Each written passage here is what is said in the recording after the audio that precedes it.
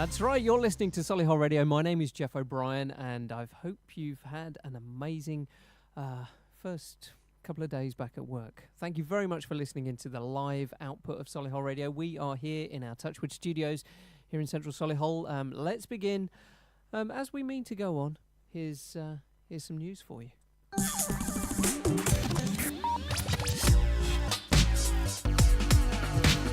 Police are stepping up patrols around Parliament after Tory MP Anna Soubry was called a Nazi by protesters yesterday. Barry Weir reports. Anna, fascist! Anna Soubry was shouted at during live interviews. I mean, I was pretty cheesed off at being called a Nazi, and I think the police should have intervened. The Speaker of the House of Commons, John Bercow, wants police to tackle what he's called aggressive, threatening behaviour. It is frankly intolerable. Police say they need to balance the right to protest against those trying to do their jobs. We are reviewing the footage, we are reviewing the allegations that have been made to us, and we are taking appropriate advice to see if crimes have been committed at this stage. Some MPs have written to Scotland Yard calling for more protection around Parliament. A lorry driver's in custody after a multi-vehicle motorway crash killed a woman and a boy of 14. The 31-year-old's been arrested on suspicion of causing death by dangerous driving following the accident on the M58 near Wigan. A former football coach who was accused of sexually abusing young boys has died in a car crash hours before his trial. Michael Carson was killed when his car hit a tree near Cambridge yesterday. Heavy snow and strong winds are causing death and disruption across Europe. At least 12 people have died and 4 skiers are missing in Norway. Wolfgang Gehacks in charge of a German district near the Austrian border. The disaster case is declared when there's an excessive need for coordination, when we have a situation that we're trying to get under control. It's snowing endlessly. You have very wet snow, trees have fallen, the roads are partially closed and local traffic is difficult to maintain. 6 suspected illegal immigrants are on the run after escaping from a lorry in Lincolnshire. A helicopter and police dog have been deployed to find them. 2 others have been arrested. In sport, Padraig Harrington will captain Europe when they defend golf's Ryder Cup in 2020. The Irishman was vice-captain when they won back the trophy from the USA under Thomas Bjorn in France in September. That's the latest. I'm Laura Safe. Solihull Radio. That's right, you are listening to Solihull Radio. Like I said earlier, my name's Geoff. And what have we got for you over the next couple of hours here on the live output phase of your local radio station? Right, for the first hour, we have got some fantastic contributions from our local correspondents. We've got Jackie, who is our Knowle, Dorridge and Bentley Heath correspondent. Anything you want to know about cake or... what else does Jackie tell us about? All the things that are going on in Knowle, the art things... and what she's been up to, where she's been, and who she's been hanging out with, as it were. And then, of course, we've got Coleman, who is our Solihull and Shirley correspondent. So he'll be talking to us about what's happening over there in central Shirley, along the main road, and what's been going on in all the parks, because Coleman is a member of lots of local community groups, so he knows what's going on. Some breaking news as we're about to come on air this evening. It looks like Heathrow has been closed. So all the flights have been suspended coming out of Heathrow because, and you'll never guess why, some drone activity. So you remember a few weeks ago we had all that hoo-ha down at Gatwick Airport. It looks like somebody's got a new drone, maybe for the festives, and has decided to have a go. Lost control, maybe, I don't know. And is flying it around by Heathrow now. So there's been some drone activity. We've had some police new powers over the last couple of weeks, allowing them to take drones out and different punishments and things like that. So bear that in mind if you have a drone close to Birmingham Airport, because that will be happening to you. Moving on into the second hour of tonight's show, and you are more than welcome to join in. We have Phill from Thursfields Solicitors. He is a family law specialist, and he is chairing our legal hour. So you might notice if you follow us on Facebook or on our website, we have different topics every Tuesday for Tuesday Thoughts with me, and it being the second go into January this year, it is the legal hour. So if you have a family law question, there's a couple of ways you can get in touch. You can be part of this show. If you would like to be part of the show, why don't you get in touch with us here? Have a chat with Phill. Ask him your question. If Phill is not in a position to go, yes, do this, this, and this, he will know some people that he could sort of point you in the direction of. So why don't you become part of that? Now, this is how you get involved. If you've worked out what you want to say, and you're more than welcome to sort of call in and speak to Phill, myself. It's just a telephone conversation, and that's 0121 70 40 185. So 0121 70 40 185. And you can just have a chat with us. You can ask Phill your question yourself. If you feel as if you might want to text it, you can just text it 075 64 30 30 64. Or if it's a little bit more sort of a longer question, why don't you send us an email? You can email us at studio@solihullradio.com. And Phill and I are, in fact, Phil's looking at the screen, so he'll be able to read your questions and take it from there. So, bearing in mind, that takes us up to about 8 o'clock this evening. If you want to be part of it, by all means, get involved in the second half. If you just want to send a question in now that you've got, and we'll line it up for Phill after the top of the hour, you're more than welcome to do that as well and be part of what is Legal Hour on Solihull Radio. That's it. That's what we've got for this Tuesday. And of course, you can always text in any requests, any messages or any things that you want to say to our local population. You can tell me what's on your mind, what's happening around Solihull, what's good, what's not so good. Is there anything out there that you've gone, hold on a second, this isn't perhaps brilliant? Do you remember towards the end of last year we were talking about the state of the roads and things? We had that issue on Blossomfield Road today, so that backed everything up. So just let us know. If you tell us, we can chat about it, and then that moves it on, and we're out there. I'm going to play you a track called The Letter by the Box Tops. Now, I've selected that because of what's happening at Heathrow Airport currently. If you've just joined us, Heathrow Airport have suspended flights due to some drone activity. And I just want you to listen to perhaps the first couple of lines of this song. We'll be right back after this. Give me a ticket for an aeroplane. Ain't got time to take a fast train. Lonely days are gone, I'm a-going home. My baby just wrote me a letter. I don't care how much money I gotta spend. Got to get back to my baby again. Lonely days are gone, I'm a-going home. My baby just wrote me a letter. When she wrote me a letter, said she couldn't live without me no more. Listen, mister, can't you see I got to get back to my baby once more? Anyway, yeah, give me a ticket for an aeroplane. Ain't got time to take a fast train. Lonely days are gone, I'm a-going home. My baby used to wrote me a letter. When she wrote me a letter, said she couldn't live without me no more. Listen, mister, can't you see I got to get back to my baby once more? Anyway, yeah, give me a ticket for an aeroplane. Ain't got time to take a fast train. Lonely days are gone, I'm a-going home. My baby just wrote me a letter. My baby just wrote me a letter.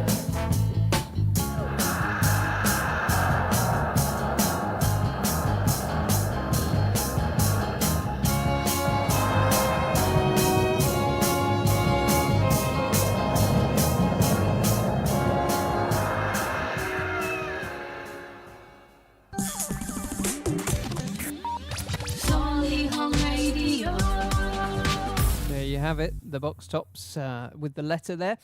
Here on Solihull Radio, my name is Geoff O'Brien. I am right here in our Touchwood studios, right round to 8 o'clock this evening. A couple of things to talk about. Right, if you want to start 2019 sort of in the right frame of mind, with everything going right for you, why don't you take advantage of Mindfulness for Beginners? Now, there's a workshop happening at the Boston Tea Party in Herbert Road, in between the John Lewis car park and Waitrose. Now, tickets for this are £25, but it is a 3-hour workshop. Mindfulness, feeling less stressed, taking some time out, understanding, getting some sort of perspective on things, and it's in a coffee shop that is becoming, A, it's been voted the best coffee in Solihull. B, it's becoming a really good sort of community hub with different events happening. There's a Thursday night quiz and things like that as well. So it's becoming somewhere to go. It's licensed, so you can have a drink there as well, not just coffee and cakes. But this mindfulness workshop.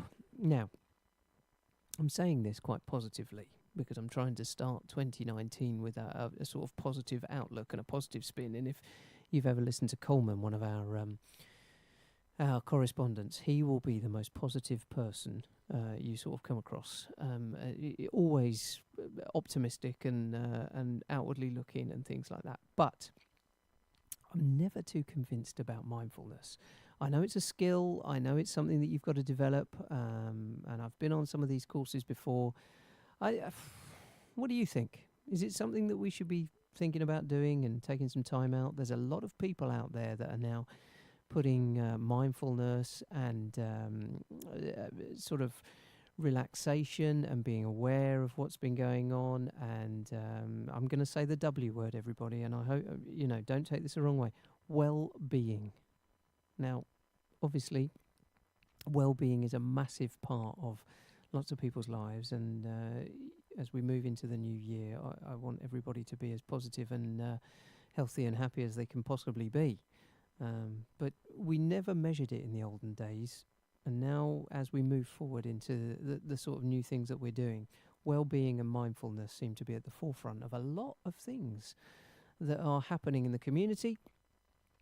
People are, really trying to help out with the levels of stress. Now, I know because I've spoken to Jackie, there's lots of things going on in our area where people are under a great deal of stress at the moment. There's financial pressures.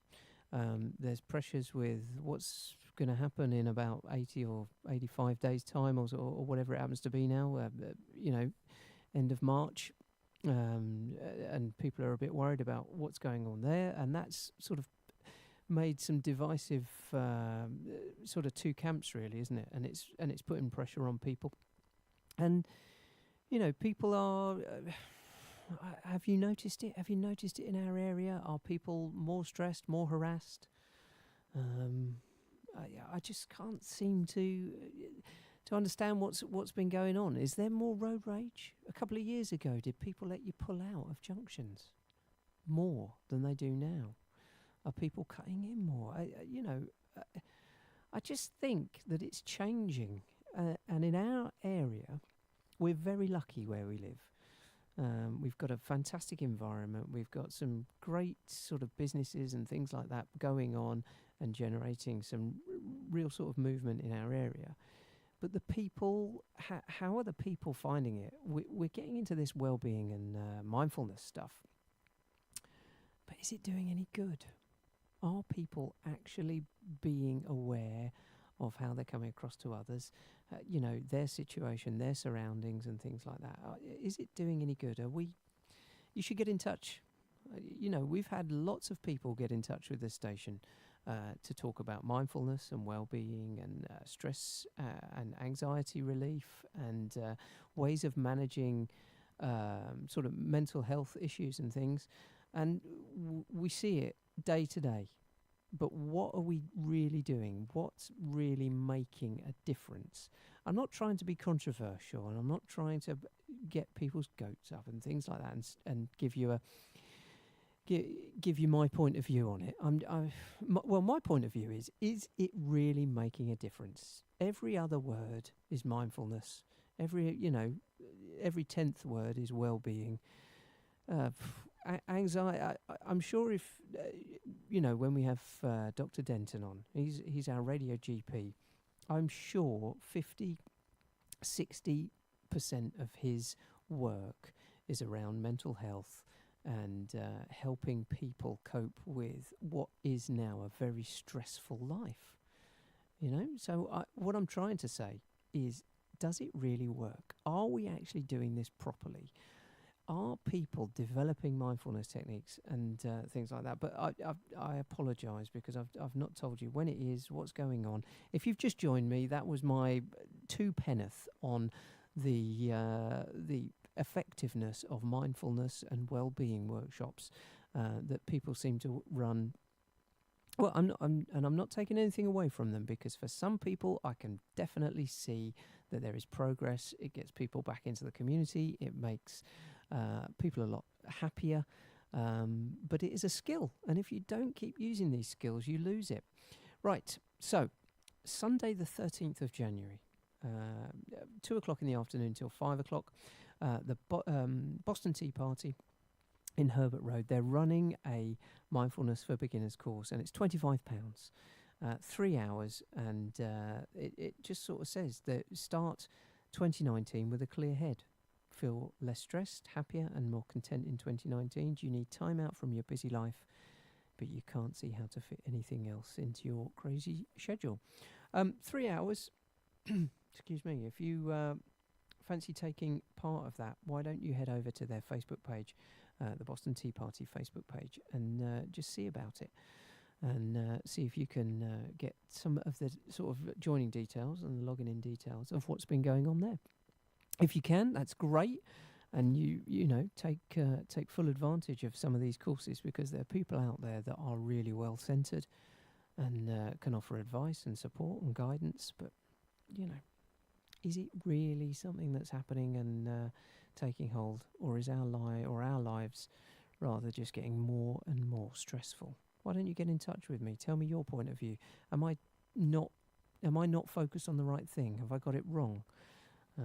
Get in touch. 0121 70 40 185. And if you think, hold on a second, mindfulness has helped me, tell me about it. Tell me how it's helped, so that I can change. And I'm not being negative about it. I just need to change maybe some of my view on the effectiveness. That's all. Why don't you text me? 075 64 30 30 64, or send me an email, studio@solihullradio.com. Moving on into our second hour, don't forget we've got Legal Hour with Phill from Thursfields, our solicitor of the month, and we thank the team at Thursfields for being part of Legal Hour. And if you want to be involved, or you've got a question, now Phill is a family law specialist, so if you want to take advantage of having a chat with a family law solicitor, just on the telephone or email or text, why don't you get in touch with us here at the station? Makes sense. Phil's going to be here for an hour, so you could have a chat with him. And if you need some hints and tips on what is been going on, or what to do next, or things like that, why don't you get in touch? Right, let's have a track, because I feel as if I've talked to you about mindfulness for far too much, and then maybe we'll come back and have a chat with our Knowle, Dorridge and Bentley Heath correspondent, and see what's been going on. Here's some Rolling Stones. Don't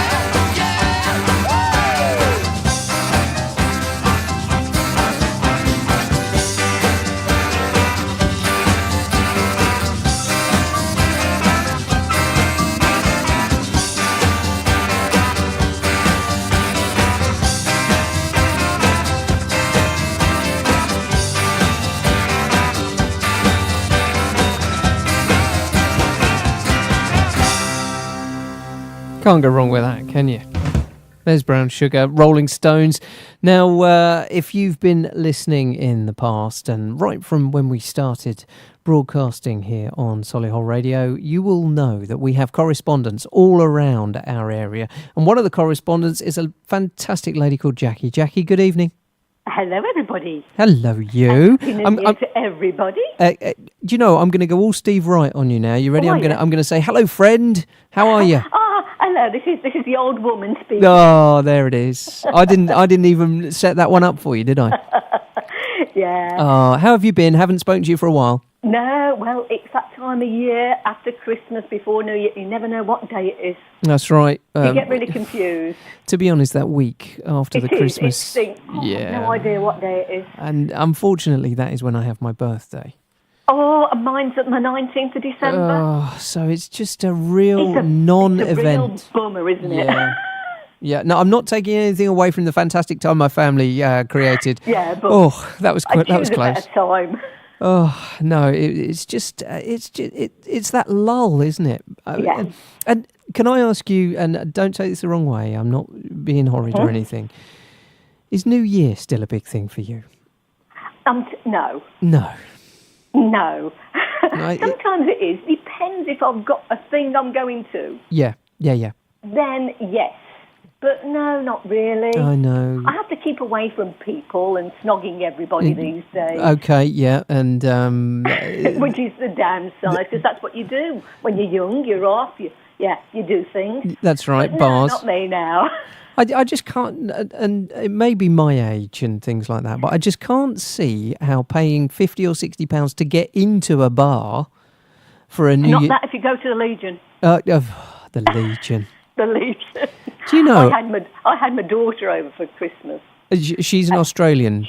She's Australian now. Right. And she came over, and you think, oh, it's lovely. You say, oh, it must be nice having your daughter back.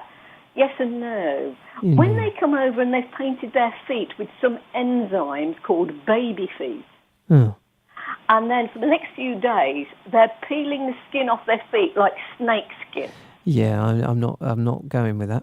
Oh, it was gross. Oh dear. It was gross. Crikey. But you had a lovely time with your daughter, surely. Yes, I did. Yeah. Because things are very expensive compared to here. Sure. Clothes-wise, you have to do a lot of shopping. Right. But it was nice to see her because last year I was in Australia, and this is a lot cheaper. Yeah. I've spent Christmas in Australia. The one thing I took away from that is if you want to go and buy a green pepper or something like that in Australia, it's astronomical. Oh, yeah. And bread. Yeah. Bread is phenomenally priced. Yeah. And they don't have proper bacon. Crikey. And they don't have pudding rice. Oh, right. Well, we could create a business there. I think so. Proper bacon and pudding rice. That's you and I. I think if we work out a way of keeping it fresh for 12,000 miles, we'll nail it. We'll be all right. What else have you been up to? Well, talking of food, now, you know I've ranted on about the parking in Knoll. Yes, I know that, and it's gone up 20 pence or whatever. Yeah, well, now Knoll has been decimated. It's so quiet now. Right. And in fact, some of the shops are complaining to the council. Ooh, the footfall is down. The footfall is well down. You can park in those car parks, no problem. People are still parking outside other people's houses. Sure. So the problem like that has not gone away. On the roads? On the roads. Mm-hmm. But, of course, you can park in the car parks because everybody's down to Sainsbury's, parking for free. Yeah. I mean, it's hit places a bit like, especially the chemists. Yes. It's only 30p. I mean, I know the council in Solihull say, oh, it's only 20p, but I think it's just that bit of aggro, and it puts people off. Yeah, in Shirley, I think you get the first 3 hours for free, don't you? Yeah. So when you've got that, what are they doing? I think it's a scheme because that poor old precinct, they put all the rates up. Oh, I didn't know that. No. Yeah, well, on the grapevine. Go on, tell me. Oh, here we go. This is why you're the Knoll correspondent. Now, nobody else, I'm not telling anybody else. Okay, this is between you and I. There's a couple of brothers from Dulwich now live in the Isle of Man. Now, this might all be rubbish, but... Hold on a second. We can't go too far down this road if we're if it's all hearsay and conjecture. Anyway, if anybody wants to look into that and let us know on social radio, we'd be really grateful. Oh dear. Oh dear. Hearsay. Yeah. So, in general, then, so we've had the festive period. We've moved into 2019. There's something I must talk to you a little bit about on that 2019 front. Here in Touchwood, they're doing a really big push on the Chinese New Year. Oh. So, in fact, talk amongst yourselves for a second. Yeah. In fact, I've recently had an email, and it says this. Are you ready? Yeah. One second. Colourful celebrations and dazzling parades. Chinese New Year is upon us, and to kickstart the festivities, a spectacular dragon dance will be bringing an authentic touch of the East to the centre on the 26th of January. Oh, not for my birthday then? No, just a little bit later. Hungry for more? Delicious fortune cookies are handed out for passers-by to crack open and see what the next year has in store. Oh, wow. Free sweet treats, Oriental themed transformation, colourful lanterns, which is Touchwood's nod to the Chinese New Year. Mm-hmm. So it's all happening. Oh, all action. All action. It's all action tomorrow. I'm back at Crunch tomorrow. Are you? Yes. Oh, right. I'm doing art tomorrow. Oh, brilliant. The arty stuff. The art's coming out. And Right. Ken is going away. This is the husband. Okay. He's going to Spain on Sunday for a few days. So it's party at my house. Is it a golf trip? No. No, he's not. No, he doesn't. Since he's retired, he's not bothered with golf, which is good, because I think it's a good walk ruined. Me and Mark Twain. Yeah, Mark Twain. Yep. Yes. So no, he's off. His friend's got a place in Torrevieja. Right. And he's off Bless there you. for a few days. So it's great. I get to watch all my telly. I'm teaching a workshop here on Tuesday, so it's brilliant. Brilliant stuff. Yeah. You sound really positive. If you listened to me a little bit earlier, I was chatting about mindfulness and well-being on how everyone is not jumping on it, but that is a focus for a lot of people. Yeah. And I'm never too sure if it actually changes a great deal. It slows you down for half. I've done it. Have you? Yes, I've done it. I've done the app, the mindfulness app. Yeah, Headspace or something, isn't it? Yeah, Headspace. I've done Headspace, and it calms you down. And in fact, I like the talking through ones more than doing it on your own without somebody talking to you. Oh, like a guided meditation. Guided meditation, I prefer, as does my friend up the road. We did it together, a couple of friends. Nice. And it did actually calm us down. Good. Yeah, because I'm a hyper person, as you know. Yeah, I know. 100 miles an hour all the time. All the time. I don't have a sort of slow gear. Mm-hmm. Yeah. But there we go. But it's getting colder now. I don't do the cold. Right. I need to put my thermal vest on. Talking about that, have you noticed what's happening on the locals of Solihull? Yeah. There's more people on the streets. There are. And I always wonder about, how they get there. And we all know the bloke with all the trolleys. Oh, yeah, in the town centre. In the town centre. And as we know, he has got money and things. Mm-hmm. But his is a mental health issue in that he lost his family in a fire and he cannot bear to go inside. Right. So, but I do feel for them this time. But there are more people, aren't there? Yeah. Definitely more people, especially in the town centre here we're seeing. I agree with you. And I noticed somebody giving them some new blankets the other day. Right.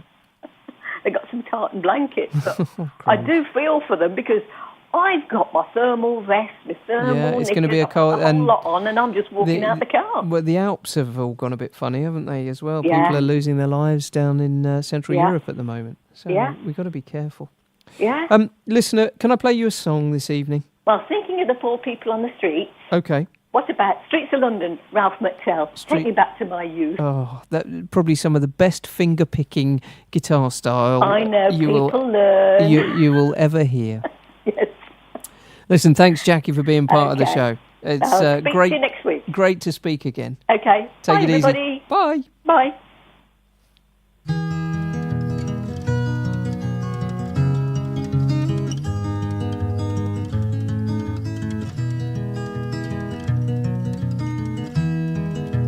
Have you seen the old man in the closed down market, kicking up the paper with his worn out shoes?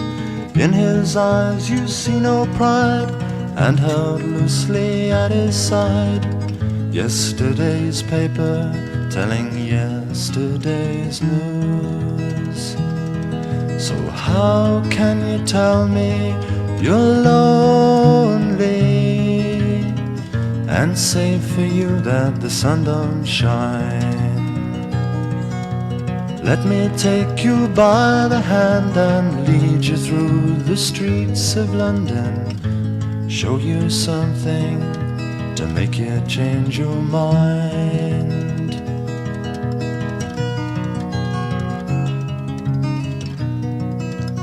Have you seen the old girl who walks the streets of London, dirt in her hair and her clothes in rags?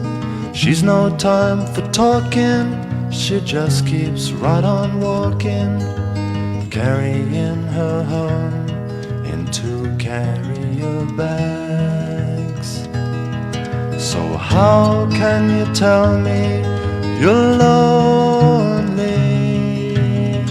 and say for you that the sun don't shine?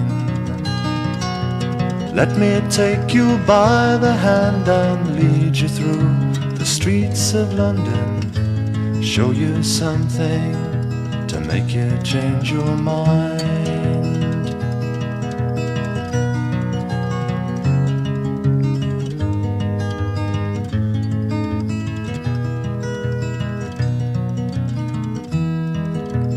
In the all-night cafe at 11:15, same old man sitting there on his own, looking at the world over the rim of his teacup.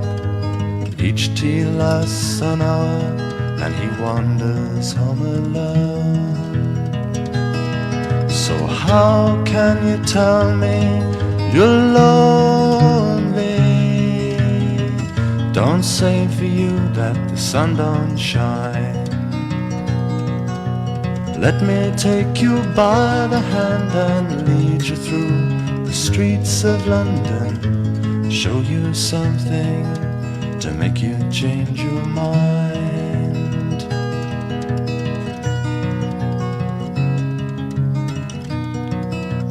Have you seen the old man outside the Seaman's Mission, memory fading with the metal ribbons that he wears?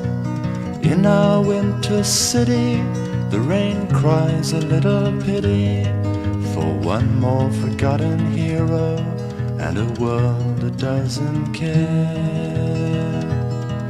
So how can you tell me you're lonely,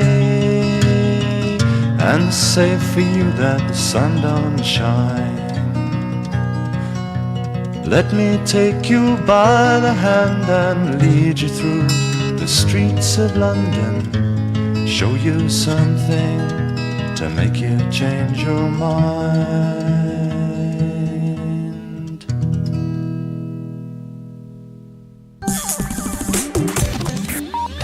Solihull Radio.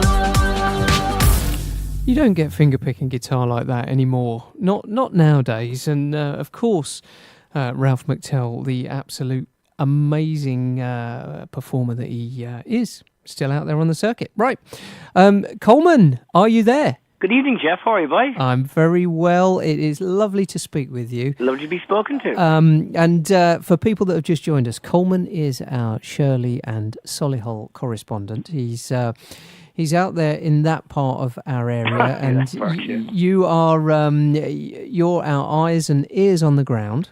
All right, well, now and again. And because you're a member of lots of local groups and a very communicative person in our community. So what's been happening for you? We've had the festive period. We've had the festive period. We're back into our normal day-to-day sort of activities. Mm-hmm. I don't know if you were listening earlier, Coleman, and I apologise.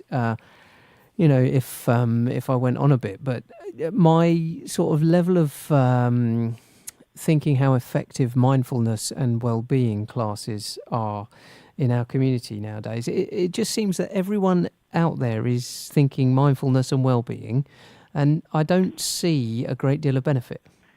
Well, I was listening actually. I was trying to come up with a decent response. When I say decent, I mean because I was giving a lot of thought. You see, for me, I find a lot of the problem with my mindfulness, and I think, okay, fine, if it works for you, fine, okay, works for anyone, that's fine. But the thing is, for me, and mindfulness is a case of how it's about how you can connect with yourself. Okay, how can you be rooted back into yourself and to bring calm to your life. Okay. And I would look at mindfulness from the exact opposite. I don't see what it can do for me. I'm seeing what it can do for everyone else. And for me, mindfulness is a case of, it's not a case of me drawing into myself and being able to bring myself to a center of peace. Me being the center of peace for other people, me going out and doing things and helping people, that for me is mindfulness. That for me has a much bigger impact on my local community. If I'm out there doing things, if I'm in Shirley Park with friends at Shirley Park doing the litter pick, for example, if I if I'm helping Santa with Shirley or Solihull round table, if I'm doing all that kind of thing, for me that is mindfulness, because I mean I am more into the we, not the me. Okay. Listen, I completely take that point of view, but and if I was being quite horrid about it, every man, woman, and their pet dogs are doing some sort of mindfulness course, or let's sit down and see if we can manage stress and anxiety in our things. And it just seems that if our lives are so stressful and everyone is suffering with anxiety or generalised anxiety disorders, why are we getting to that stage? Because when you and I were growing up, we didn't necessarily see it so much. Now, diagnosis and things like that are on the increase, and GPs have been completely switched on to the mental health thing for a great deal of time now. But, are we actually seeing an effective development from people's mindfulness? I remember when I moved to Solihull. Okay, when I first moved to Solihull, I was thinking, wow, people let you out of junctions in your car. Yeah. You can go down and you can have a chat, and everything's like that. Now, I'm not saying it's completely changed, but it's definitely not as less stressful as it was then. Geoff, can I ask you a silly question? How long have you been living in Solihull? I moved to Solihull in 2013. Right. I've been here since 2001, right? Mm-hmm. Now, the thing is, in the 6 years since you've been here, things have changed with regard to, for example, you know where I stand politically, so I would imagine that in those 6 years, things have changed for the worse for a lot of people with regard to, for me, it's money. And people are worried because people are on the edge. People are paying big mortgages on houses, and they're on the edge, and any rate increase will hit them hard in the pocket. I think people are not happy because people are they're living to work, really, and it's the day people don't have time. Again, Geoff, we refer back to our parents' day. At the time when our parents could get a mortgage, and it would be 4 times the one wage earner's that's right. Wage. Yeah. And mum would again, this is back in I'm not saying we should be going back these days, but like one parent could work and the other parent didn't have to work. Sure. It could be a man, it could be the dad or the mum. There is a great deal more stress. It is stress. It's about money. And again, for example, people are so. And for me, I'll be honest with you. I know I was very interested to hear what you're talking yourself and Jackie. It's lovely to hear Jackie again. Yeah, it is. You guys talking to Jackie about homelessness. Yep. And to be honest with you, Geoff, people are on the edge when they think, we have jobs now with 0-hour contracts. We have people who are on the edge. People who lose their jobs or get ill. You miss a couple of mortgage payments. You lose the house. You're out on the streets. And when you talk to people on the streets, and I do, because over Christmas, someone did berate me because I did actually give £5 to somebody sitting outside McDonald's, and he said, "Oh, you only spend it on drink and drugs." And I said, "You know what? Whatever gets him through the day." You know what I mean? I'm not going to judge anyone, and what I do with my money is my own business. Yeah. Yeah, but the thing is, it's heartbreaking. It really is. And again, with mental health funding has been withdrawn from so many places. The NHS is under real stress. And I don't want to be ranting about this, but it's not. You don't have to be Sherlock Holmes to work out where the cause of all this is coming from. And I'll leave it there. I tell you, I'm not going to rile you, I hope, but have you noticed that the Citizen Advice Bureau have their service has been withdrawn from the Their Corps? service has been withdrawn, yeah.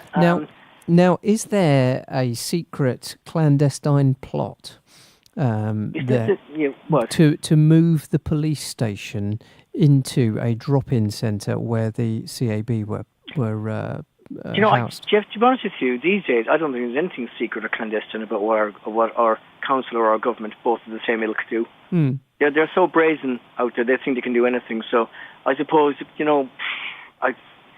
look, people can complain. Well, funny enough, people might start complaining now when they close the Citizens Advice Bureau up in North, up in Chelmsford Wood. Nobody complained.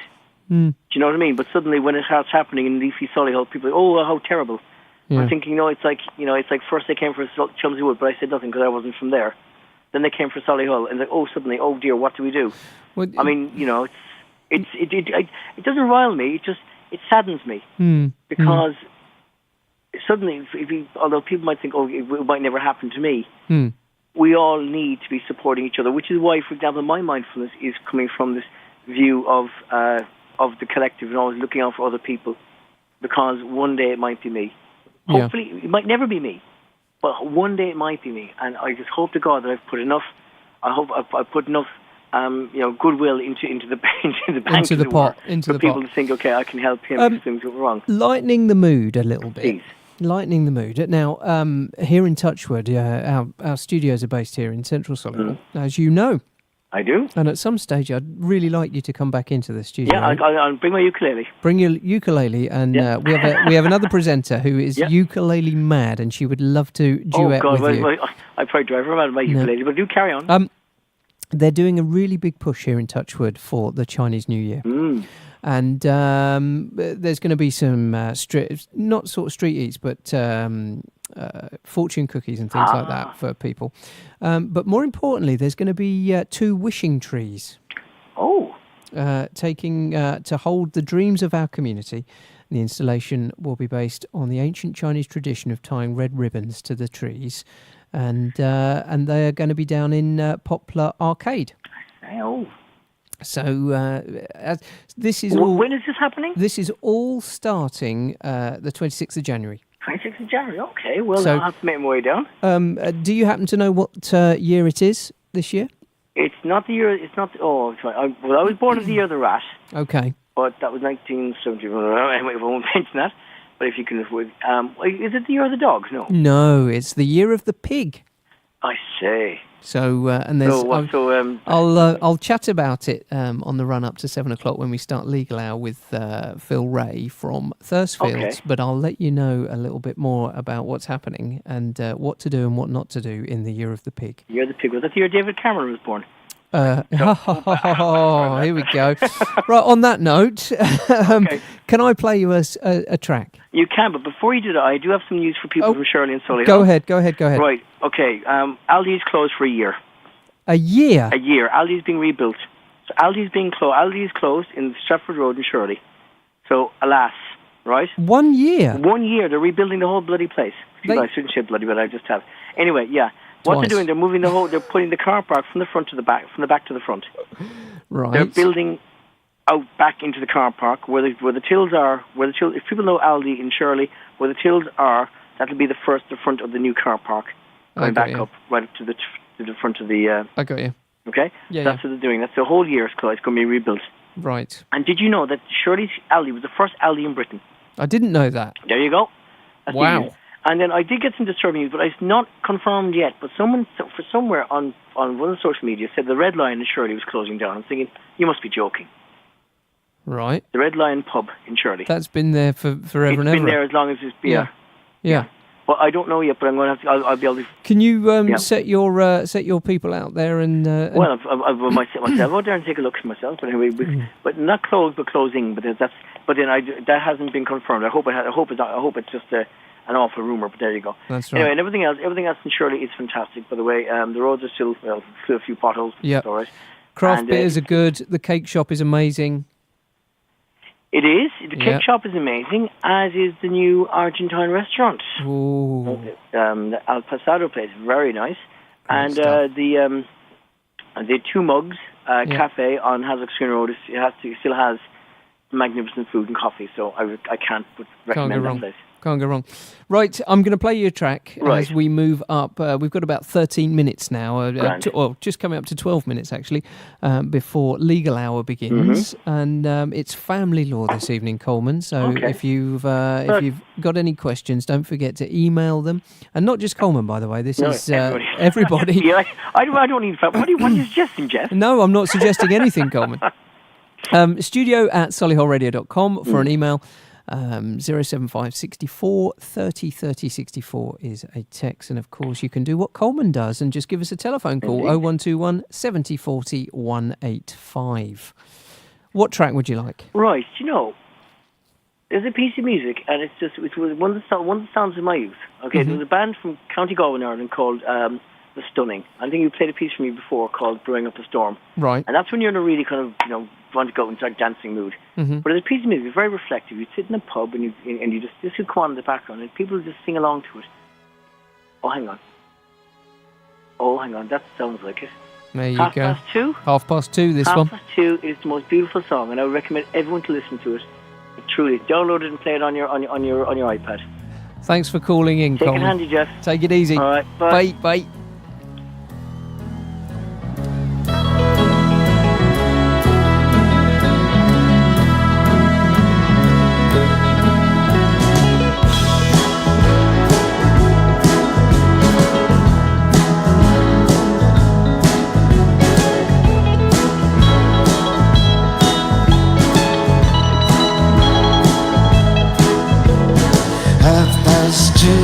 Because of you, I haven't slept away.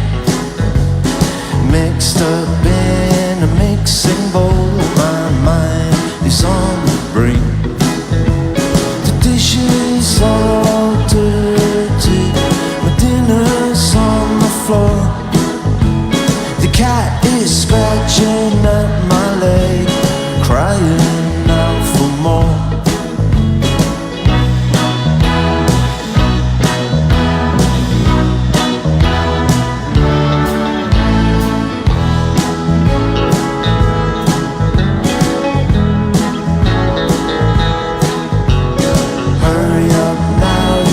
Mustn't linger, or you'll be too late.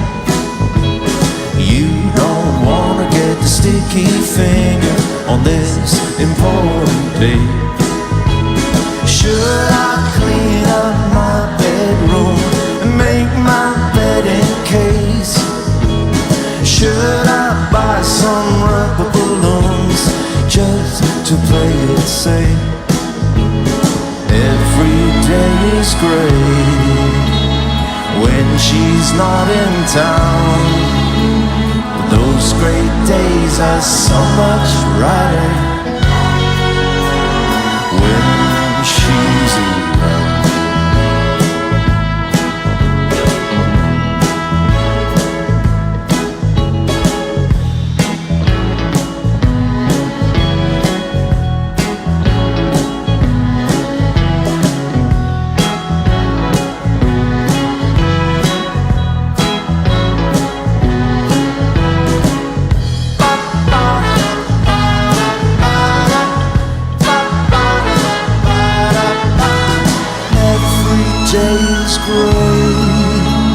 When she's not in town, but those great days are so much brighter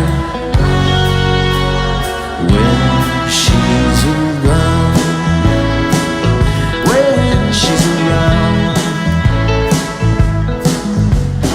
I'm not looking for the gold ring thing, I'm just flying on new love's wings. I'm looking for the beautiful, looking for the beautiful, looking for the beautiful, looking all around when she's in town, I'm looking all around. When she's in town, looking all around, looking all around, looking all around, looking all around, looking,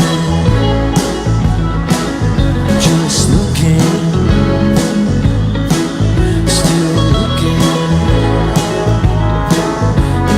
looking.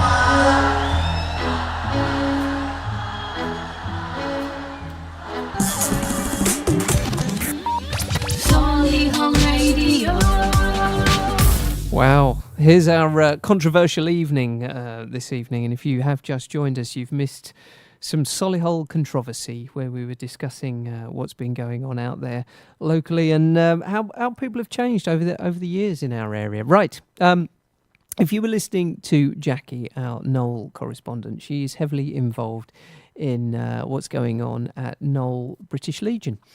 Now, I happen to be at Knoll British Legion for a choir concert.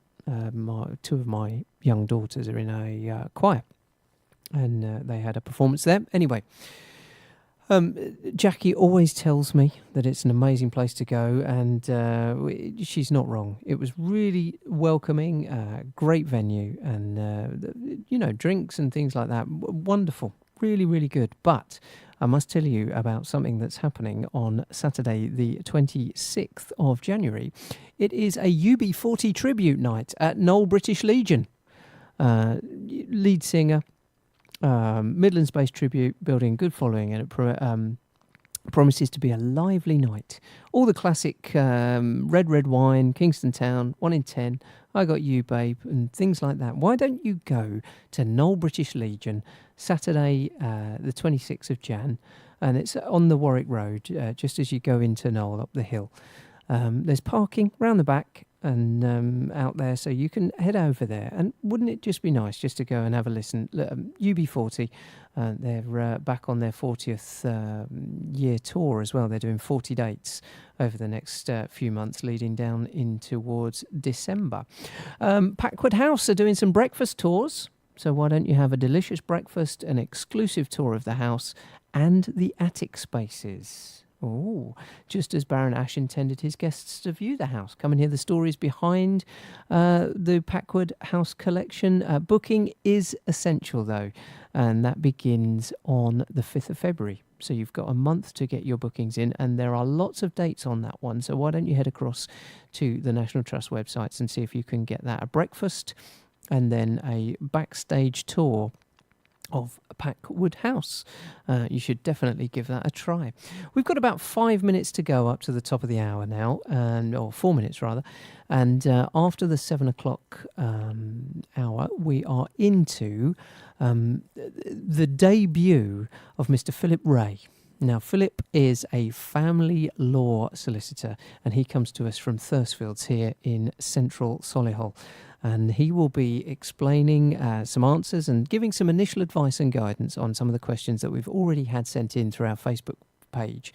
And like I say, if you want to be part of telephoning and speaking with our solicitor this evening, he is sitting directly in front of me. He is poised, ready to at least point you in the right direction for the sort of advice and guidance that you may need. Now, like I say, Philip is a family law specialist.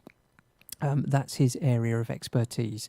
So if you do need some advice and guidance on something that's family law related, why don't you give us a call, 0121 70 40 185. and that will get you through to a solicitor this evening. And I promise you, we are not billing these calls at all by the minute, as is the normal practice. There will be no invoice. You can just have a chat with a solicitor from Thursfields who have partnered with the station. If you've got any other inquiries or any other questions, why don't you either email them to us, studio@solihullradio.com, or text them in, any other requests. It's 07564 30 30 64. And like I say, you can give us a telephone call as well. Philip has got some of the initial questions. We've got some people lined up on the phones to speak to him as well. So that's going to be our first legal hour of 2019. And of course, this is the first time that Phill has been one of our solicitors here. So he is looking forward to it. Well, he seems that way anyway, looking at him across the other side of the desk. We've got a couple of minutes. Here's some Moody Blues for you, and it's called Go Now. We've already said goodbye.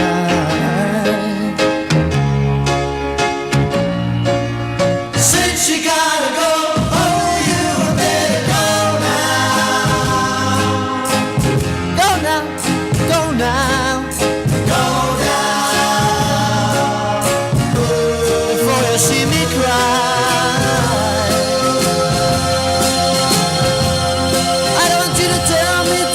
You intend to do now.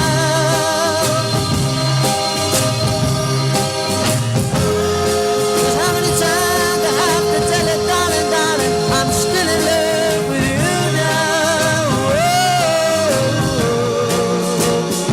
We've already said so long.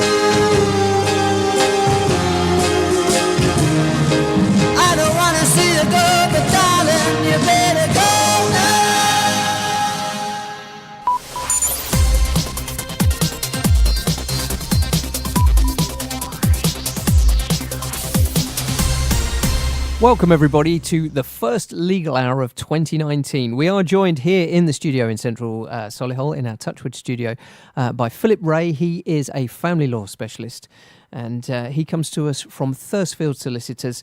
Philip, good evening. Good evening, Geoff. How are you? I'm all right, thank you. Good stuff. Thank you very much for coming in. We definitely appreciate your time here in the studio. No problem, thank you for having me. Right, tell me a little bit about your role as a family lawyer.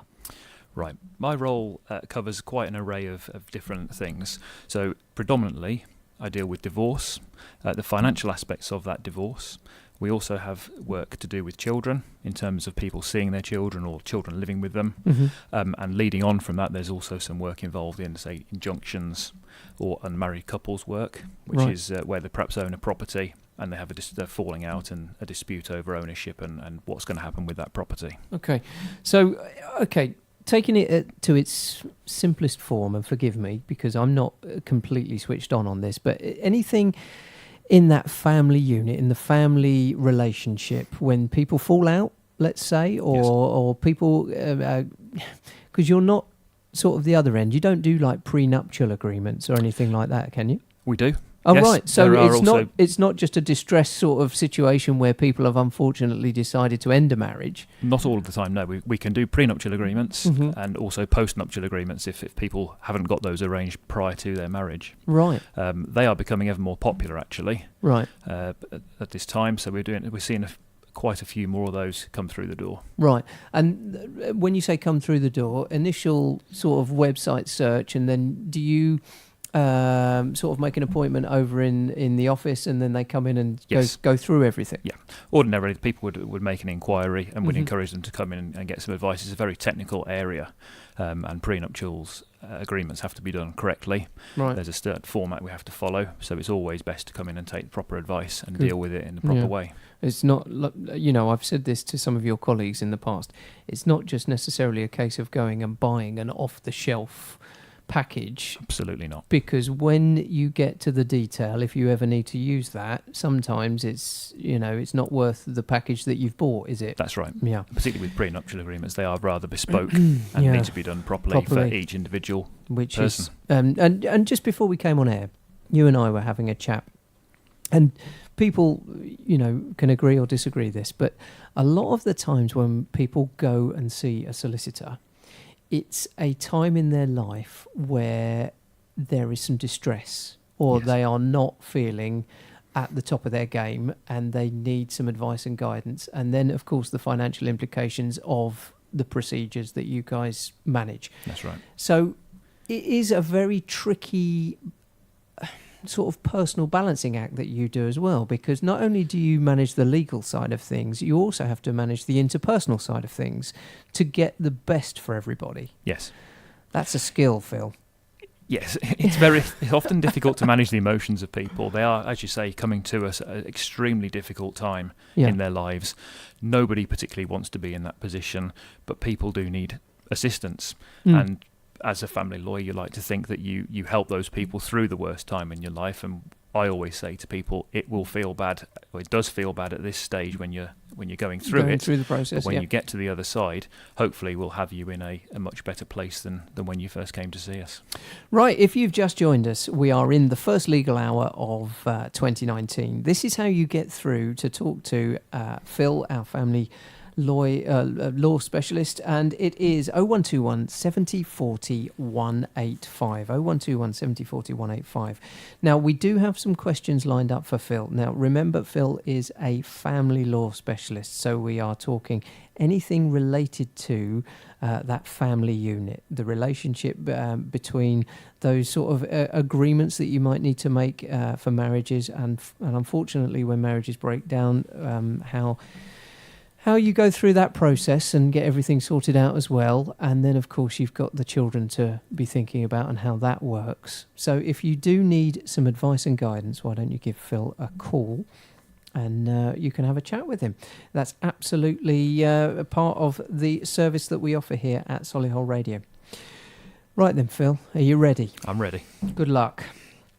Here it goes. Right. I'm not going to use names on these emails either, so I'm just going to be completely general with things so that you can just give some advice like that. Here we go.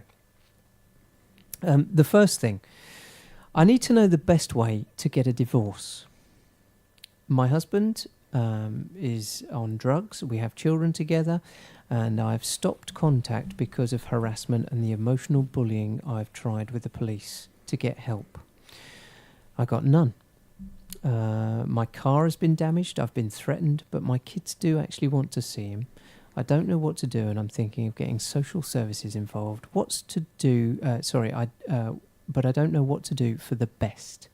Where do we start with that one, Phill? Right, we'll break it down first of all, Geoff. Mm-hmm. To start with, if there is damage being done to the property, if there's threats being made, then that needs to be resolved by way, if not the police, of an injunction. Mm-hmm. There is a thing called a non-molestation order, right, which this person could obtain. It would mean going to court, but it would mean obtaining an order from the court that prevented husband from behaving in that way. Right. Those types of injunctions carry a power of arrest, so if the husband continued to behave in that way, then he would face risk of being arrested and prosecuted for breaching that order. Right. It's unfortunate the police are not dealing with it. My advice would be to, if there's any more threats or damage occurring, she should try again. Failing that, I would seriously advise her to consider getting an injunction, because she and the children should not be exposed to this kind of behaviour. How, and this is taking on this particular case, how do you get a divorce? Is it just a telephone call to you and say, right, I'd like a divorce, please? And then how does it actually go? Because obviously everyone's got to be involved in that decision. Yes. What happens in the process? Initially, make a call to us. Yeah. We'd arrange an appointment for the person to come in. We'll sit them down, take them through the divorce procedure, which is probably quite a lengthy procedure for what most people will think. Mm-hmm. Ordinarily, it would take about 5 or 6 months for a divorce to go through, albeit at the present time we're experiencing quite a bit longer than that due to the courts. But we sit them down, we go through it all, we fill in the documentation, we deal with the filing of that at the court, and throughout the matter till we get them divorced. Right. And the court is over in central Birmingham, presumably? Well, the court's all over, yeah. But from here it would be central Birmingham. Right. Yes. Okay. And they both get a day in court and they say their piece, or because I've Mrs. O'Brien, we're not going to go down that road. I've never been involved in any of that. So what is it? Do we stand in front of somebody and say this is what happens, or not anymore? Well, not these days. Yeah. It's all paper based. Okay. In the cases where perhaps the spouse will defend the case or defend the divorce, saying that they don't want it or they disagree with what's being used as the reason for the divorce, there won't be any court hearings. It's all done on paper. Right. If the divorce is defended, then yes, there will be a couple of hearings for people to attend, which eventually could mean that people appear before a judge, thrashing out the reasons why one says they should be divorced and the other says they shouldn't, and ultimately the judge will decide for them. Okay. Not many of those happen these days. It's a very lengthy and expensive procedure. Right. But no, you don't get your day in divorce. We were talking a little bit earlier about how legislation is changing, isn't it? Because I think there's 4 or 5 different reasons that you That's can right. put on your claim. And tell me about what's happening now on that. Well, at the present time, there are 5 reasons that you can use to get a divorce. There's adultery, unreasonable behaviour, desertion, 2 years separation with the other person's consent if you cannot do the first 2 of the adultery and the unreasonable behaviour. Mm-hmm. That's quite an amicable way of getting divorced because you don't have to blame the other person. Right. And if your spouse does not agree to a divorce after 2 years, then you have to wait for 5 years. Wow. Now, that situation has been in place for a long time. Right. And presently, there are a lot of groups lawyers trying to get this changed to a no-fault divorce, so that one spouse does not have to blame the other. They would just say to the court, the marriage is broken down and we both want to be divorced. Right. That would find favour with a lot of people. Right. Because it's often, we find, that the blaming of the other person that actually starts things off on bad footing. Yeah. Because somebody is having to take the blame. It's your fault. Precisely. Yeah. But then both parties would normally say, well, she did this, he did that. It's 6 of one, half dozen of the other. He said, she said. Precisely. Yeah. Okay. So and is that likely to come into fashion? I think it will. I don't think it will be anytime soon, but it's something that's been talked about for a long time. And recently there's been a case in the press which some of your listeners may have heard, Yep. where the wife petitioned for divorce. Husband defended it, saying that the unreasonable behaviour that she'd alleged was not in fact unreasonable, and the judge agreed with husband and has left her married. So she now faces the prospect of having to petition again after 5 years. 5 years, yeah, like you were saying, if it's defended.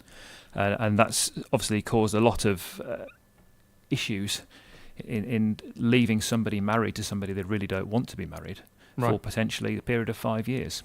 Having no fault would resolve that. Okay, I'm going to take this this question that we've got, and I think I might be in a position to actually get in contact with this person, and then we can discuss some of the routes a little bit further. Okay. I'm going to play you a quick track just while we get in touch. And like I say, I'm not going to name names at this stage, so I'll play you this. We'll try and get in touch, and then we can talk this through a little bit more. Is that okay? Yeah, Geoff, that's fine. Here we go.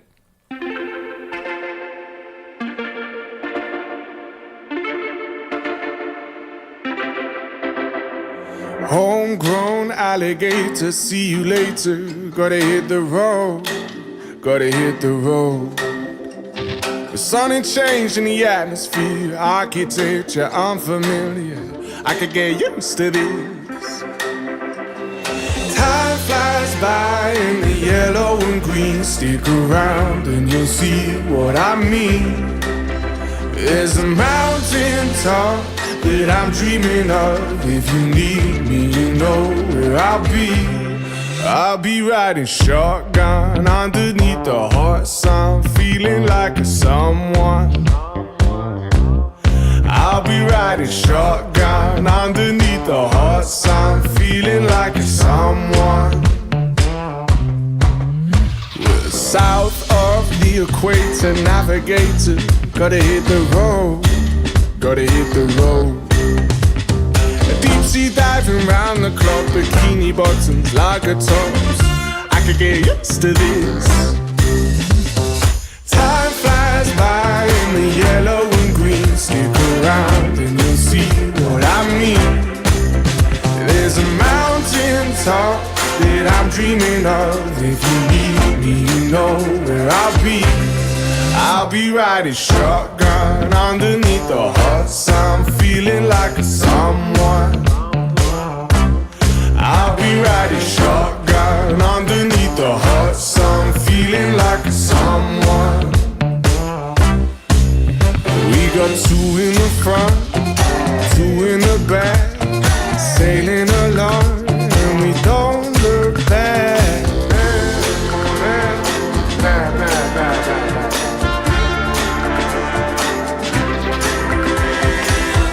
Flies by in the yellow and green. Stick around and you'll see what I mean. There's a mountain top that I'm dreaming of. If you need me, you know where I'll be. I'll be riding shotgun underneath the hot sun, feeling like a someone. I'll be riding shotgun underneath the hot sun, feeling like a someone. I'll be riding shotgun underneath the hot sun, feeling like a someone. I'll be riding shotgun underneath the hot sun, feeling like a someone, a someone, a someone, a someone.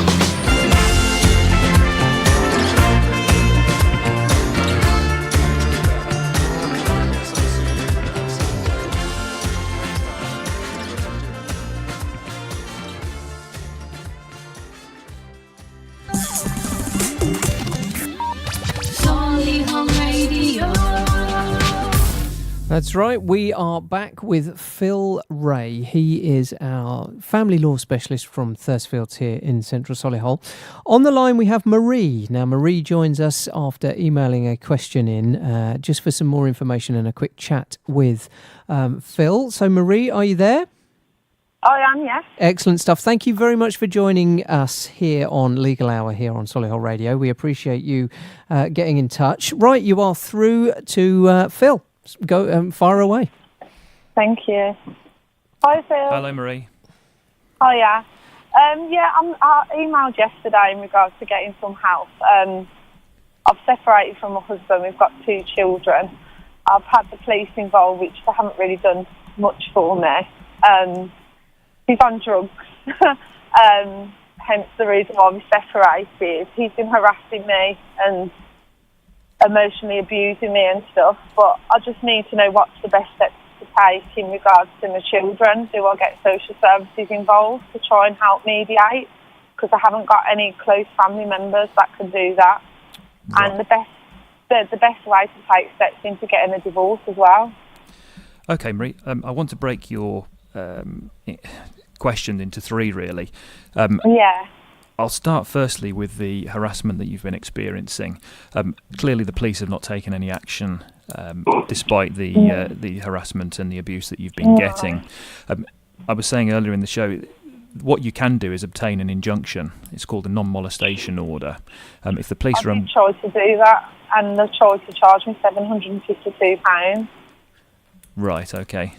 I'm not in a position as a single mum. I do work, but I'm not in a position to just hand that kind of money over. Right.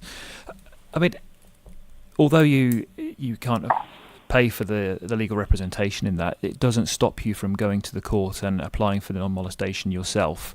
People are permitted to be what we call litigants in person. I mean, in your situation, you can't have this continued harassment and abuse any further because it's not good for you, and it's certainly not good for the children.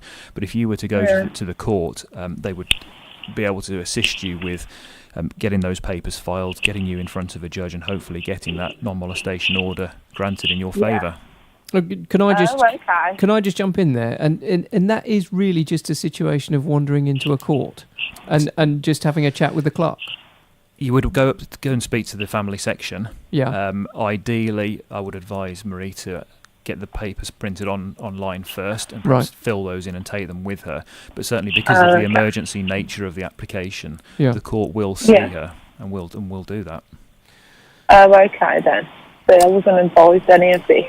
Right.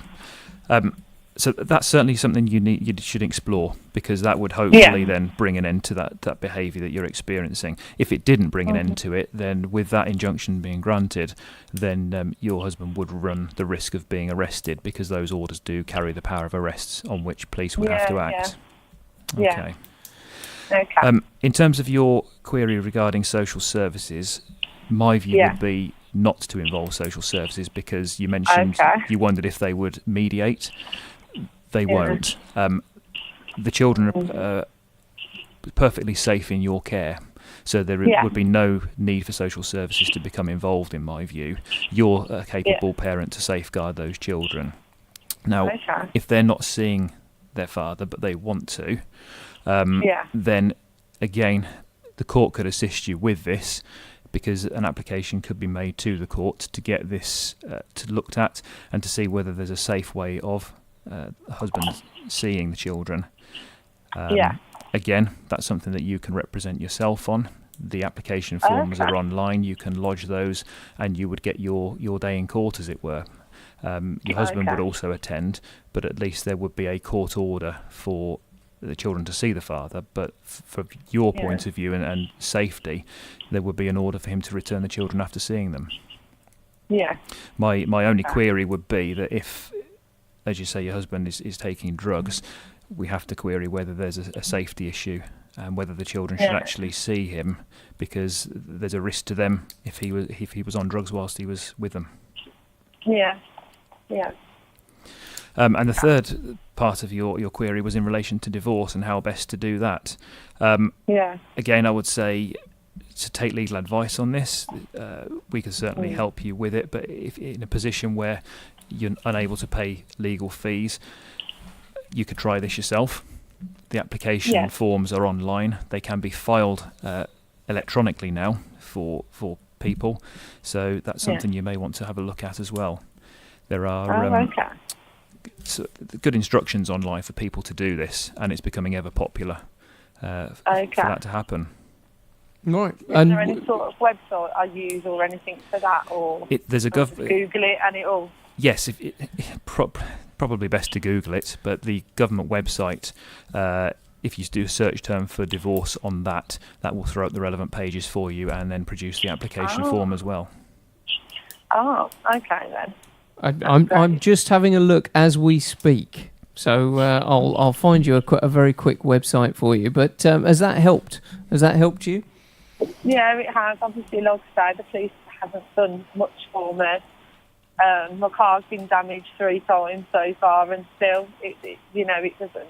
I say it's him, it's the only person that can be doing it, but without proof, obviously there's nothing they can do, kind of thing. So if I know that I can actually go ahead and do things myself by, applications, that's what I'm going to do.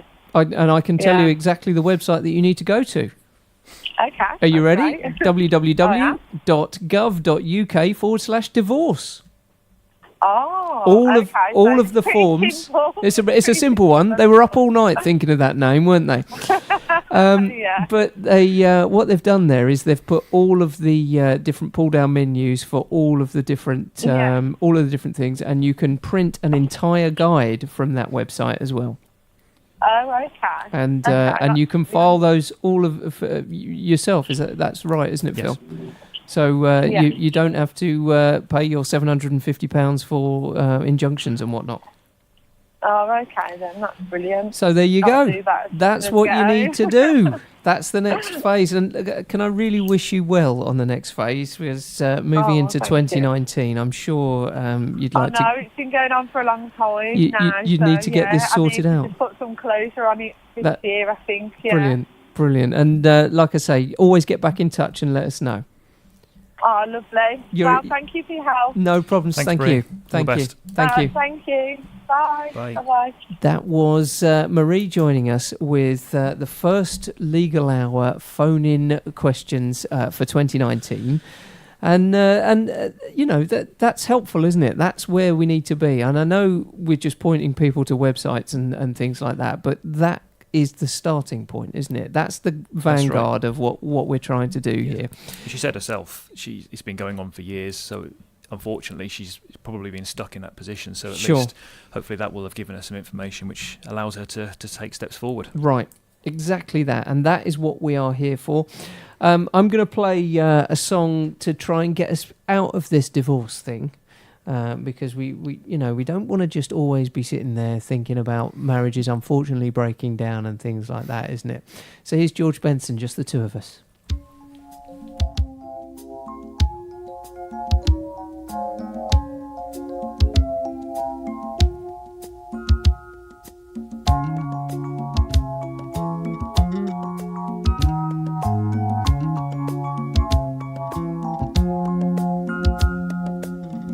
I see the crystal raindrops fall, and the beauty of it all is when the sun comes shining through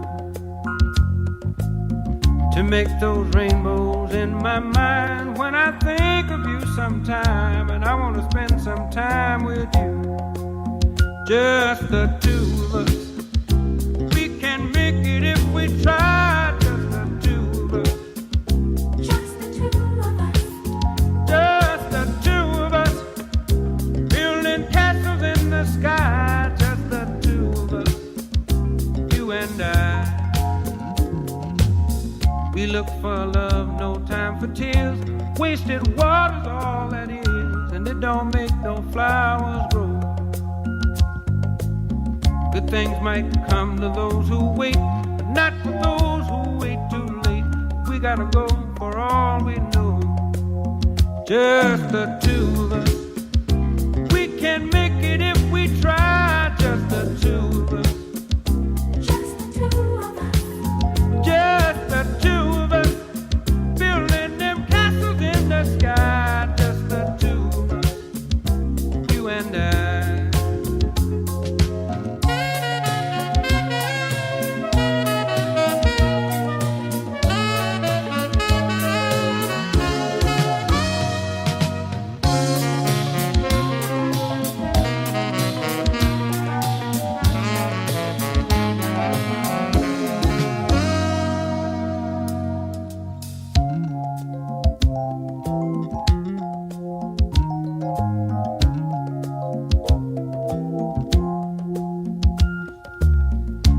hear the crystal raindrops fall on the window down the hall, and it becomes the morning dew. And darling, when the morning comes and I see the morning sun, I want to be the one with you, just the two of us. We can make it if we try, just the two of us. Just the two of us. Just the two of us. Building big castles way on high, just the two of us, you and I. Just the two of us.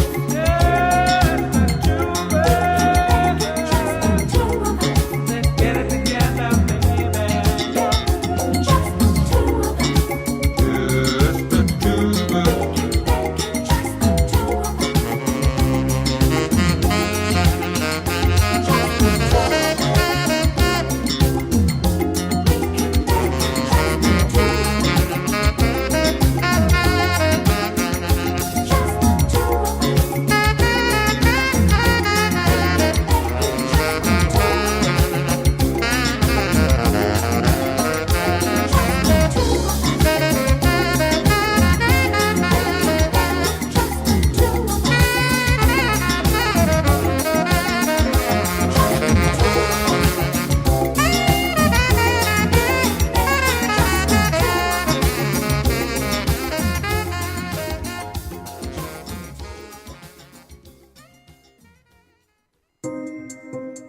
Thursfields is one of the region's most respected law firms with more than 120 years' experience.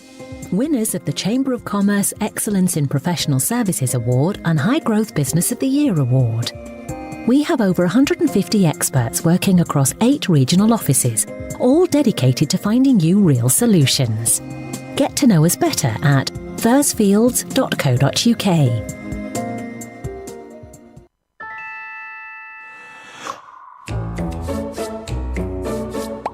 Solihullradio.com. Hi there, I'm Joan Smith and I'm passionate about helping businesses grow. I'm an impartial broker working with experts in all areas of business support. I can support your business through different areas, for example, grants, loans, apprenticeships or training or general business advice. Get in touch via gintro.co.uk. Thanks a million. Parkview in Shirley is a stunning residential development of 27 two-bedroom apartments. Modern, stylish and luxurious, the exceptionally high-quality properties are centrally located and next to the popular high street, with plenty of bars, restaurants and shops and an enviable view of Shirley Park. Parkview is an ideal home for first-time buyers as it's supported by the Help to Buy scheme and requires just a 5% deposit. Created to exacting standards, the apartments have allocated parking and cycle storage. With prices starting at £190,000, Parkview is superb value for money. For more information and contact details, visit parkviewshirley.co.uk. You're listening to Solihull Radio. Indian Dream on Dove House Parade, Solihull's premier family-run restaurant offering authentic Indian and Bangladeshi cuisine with fresh ingredients and creative chefs. They can provide bespoke dining experiences, eat in or take away. 0121 704 9058. Solihull Radio. That's right, you are listening to Solihull Radio. My name is Geoff O'Brien, and this is the first legal hour of 2019. Now, in the studio, we have Philip Ray, who is a family law specialist, and he's available to answer your family law questions. Now, we've sort of taken this down into 2 or 3 sort of areas: divorce, prenuptial, postnuptial agreements, anything, and the financial aspects of what's happening in that family relationship group, isn't it? Now, we've had lots of questions come in actually via our email, studio@solihullradio.com. Now, for the people that have been emailing in some of these questions, and we will actually get through some of these today with you, I just need to say that some of the initial advice and guidance we need to signpost across to very specific solicitors. That's right, isn't it, Yes, it is. Phill? So whilst Phil's area of expertise is family law, some of the questions we are getting are sort of a general dispute sort of resolution That's right. situation. Now, I happen to know that you have a very good member of your team who is specialist in dispute resolutions. That's right. Now, if you were listening last month, we had Stephen Rome. Sorry, Stephen, I forgot. Who is a specialist in dispute resolution, and he came in and did a session. Now, if we can line him up for some of these questions, but I'll just say these questions out, and we can discuss what's going on. Sure. You might have a different point of view to me, and I say again, my point of view is not legal or binding in any way. It's just how I think of things. Barbara, thanks for getting in touch. Right. Her nephew has recently bought a house, and there is a huge tree, which is approximately 35 feet in height, that stands over half of his garden and half over his neighbour's garden. The trunk is literally slap bang in the middle of the border, and it blocks out nearly all of the daylight, so he wants to try and cut some of it down. But they have said, and I put neighbour in brackets, if he does, they will take some legal action. Do we know what the law is around this? Now, this sounds like a Stephen question to me, doesn't it? Yes. Well, from common sense points of view, which legal is quite, is a little bit like that, what would we do in that situation? I think it's quite difficult because you would need to know who owns the boundary, for instance. It might be written in the deeds that one of the two sides actually owns that boundary going down. It's slightly odd that the tree is slap bang in the middle of the boundary also, because... And again, I'm not an expert in this, but I would think that if a tree is half on your side, you're entitled to do with that tree what you see fit on your property. I may have to defer to Stephen on that. Yeah, Stephen will go, you need to do it. From my point of view, if branches are overhanging my garden, let's say, I thought it was my sort of jurisdiction to chop those branches down and then put them back over the other side because they're owned by the other people.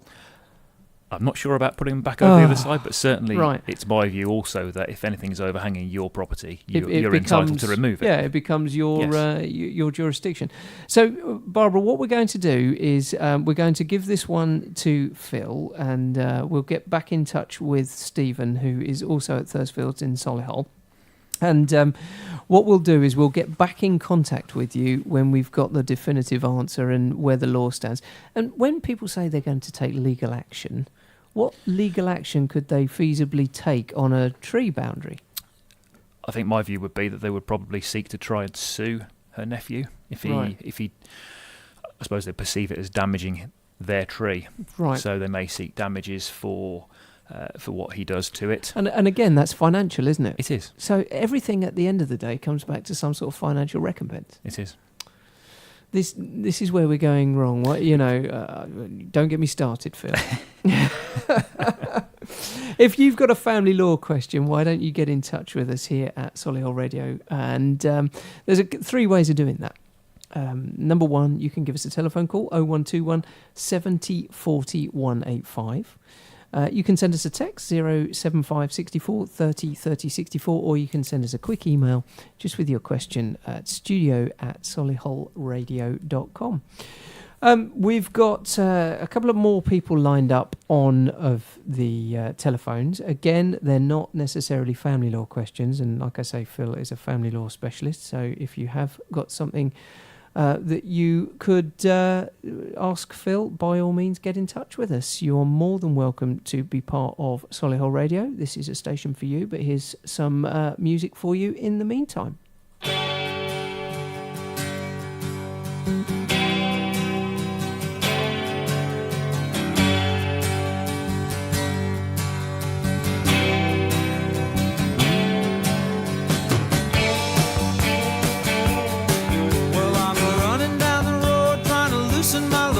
Got 7 women on my mind. 4 that wanna own me, 2 that wanna stone me, 1 says she's a friend of mine. Take it easy, take it easy. Don't let the sound of your own wheels drive you crazy. Lighten up.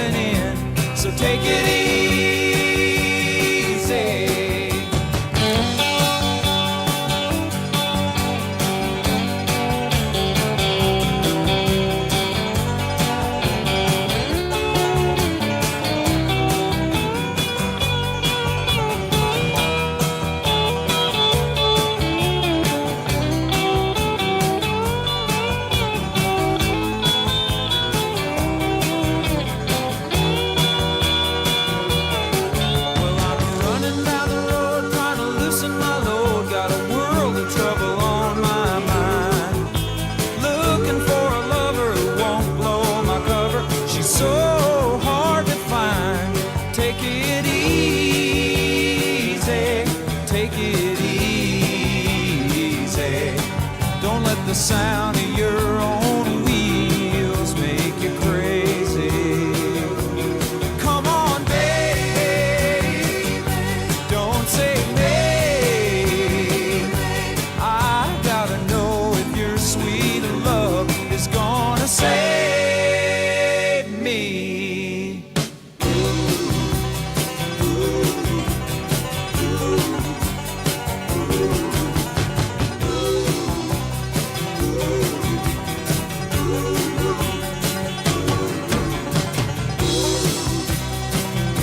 Oh, we got it easy.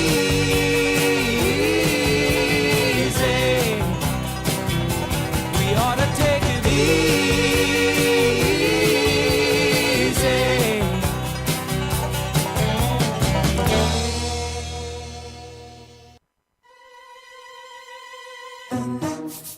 You're listening to Solihull Radio. That's correct. You still are listening to Solihull Radio. We are 21 minutes to the hour now, up to 8 o'clock when we finish our first legal hour of 2019. Right, 2 emails have come in. Dawn, thank you very much for your question. Now, again, this is a question that we're going to take away and give to a very specialist solicitor. But the question is this. I've not long bought my house and want to make a will. And I have a daughter with learning disabilities and want to leave it to her. So the advice about wills, Dawn, it needs to go to a very specialist solicitor at Thursfields, Edward Jones, and he will have a look at this. And when Edward is back in doing the legal hour, we'll talk exactly about trusts and trust funds and things like that, and how to create the will. And he's very experienced in doing those for people like your daughter. Right, the next person is Sandra. Sandra, thank you very much for getting in touch again. And this one is an employment law question. Now, that needs to go to Jade. Now, Jade is a very, very experienced employment lawyer. And we will get back to you via either your Facebook, because you've put this in via a Facebook message, and let you know what our specialist solicitors say about this, because it is... Maybe we should have a council of war on these things, because if we have a generalist session, it's a lot easier then, because we could point directly to the right specialist in the room, couldn't we? That is the key to this. Idea. Good idea. So, Sandra, it's not that we've not answered your question. It's you've put so much detail in your email. We need a very specific solicitor to look at that, and we'll point you in the right direction. So, thank you very much for those 2 emails that have come in, and like I say, we appreciate that. Coming up towards the end of the show, we are going to have a quick chat with Jackie. Now, Jackie needs some advice about what's going to go on with her car. Now, again, that's probably not your area of expertise, Phill, but we can point her in the right direction. But just to sort of take us up to that, tell us a little bit about what happened on Christmas Day, will you? Some of your listeners may have seen in the press the various articles about people applying for divorce on Christmas Day. According to figures, some 13 people lodged a divorce petition on Christmas Day itself. www.gov.uk/divorce. That's right. Same website we gave earlier. Exactly. And actually 455 divorce applications were made between Christmas Eve and New Year's Day. Wow. So it's... the season of goodwill. It's absolutely. This is leading to the various articles online, social media, with this divorce day that was supposedly yesterday, first working Monday after New Year. That's the one, is it? Where us family lawyers see a surge of people coming through the door wanting to start divorce proceedings. Right. The problem is it's largely a myth. Largely a myth.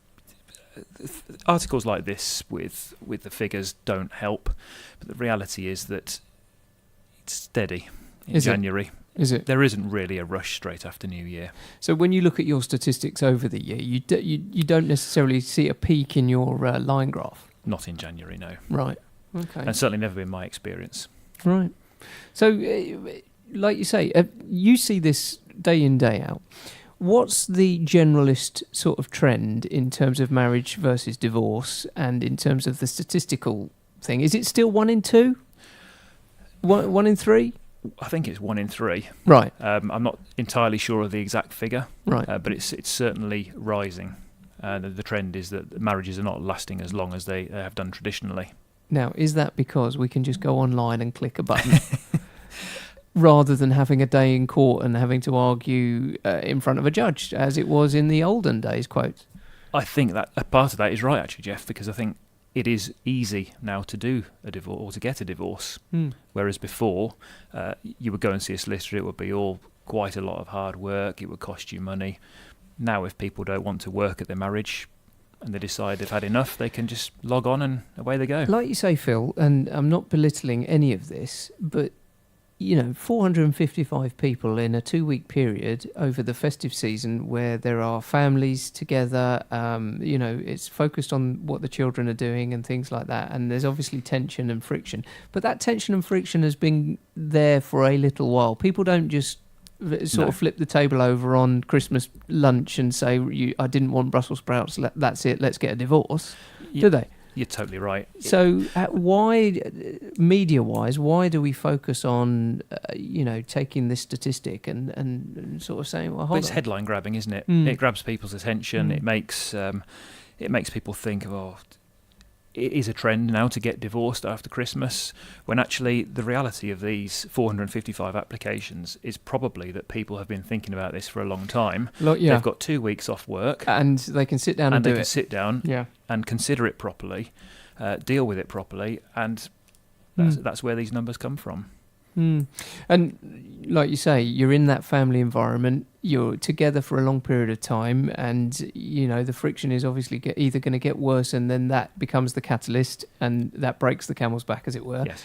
And then you get online and you click the button and you say send, and then suddenly you're a statistic on that piece of paper. That's right. So it's I just can't get my brain around some of that sometimes. It's mind-blowing, isn't it? Right, sorry, I've digressed. So largely a myth, and it's not really that. It's generally you're seeing a steady sort of flow. Do you happen to know off the top of your head, and I'm putting you on the spot and I apologise, where the sort of numbers are in terms of divorce versus marriage versus, those sort of things? Or is that... we need to research that. Yeah, in terms of trend, we seem to find that springtime is get quite a good volume of work. Mm-hmm. I suspect that's some of the work coming from the Christmas period. People thinking about it carefully, taking their time, and then that work coming through. Maybe mediation that doesn't quite work. Yes. Yep. And also after the summer holidays, in the autumn period, we tend to find there's quite a volume of work at that point. Okay. Right. We've got one more track to play, and then we've got one more telephone call. Okay. And that then, unfortunately, is the end of Legal Hour. Has it gone quickly for you, Phill? It's gone really quickly, yes. There you go. So that is how Legal Hour works. If you wanted some advice, and we're going to have some meetings over at Thursfields, if you wanted some legal advice, you just have to telephone in and speak to us. I'm going to play you some classic Toto while we get our next caller lined up. And it's probably one of the best halftime shuffles ever recorded by the best halftime shuffle drummer. And if you know your Toto, you know I'm talking about Geoff Porcaro. This is Rosanna.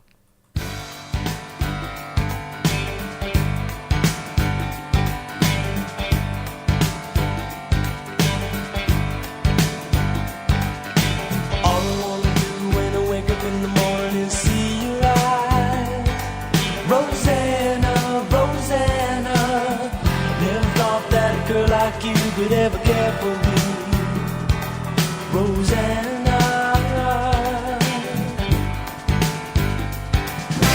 All I wanna do in the middle of the evening is hold you tight, Rosanna, Rosanna.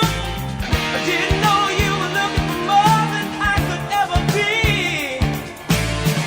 Not for a year since you went away, Rosanna.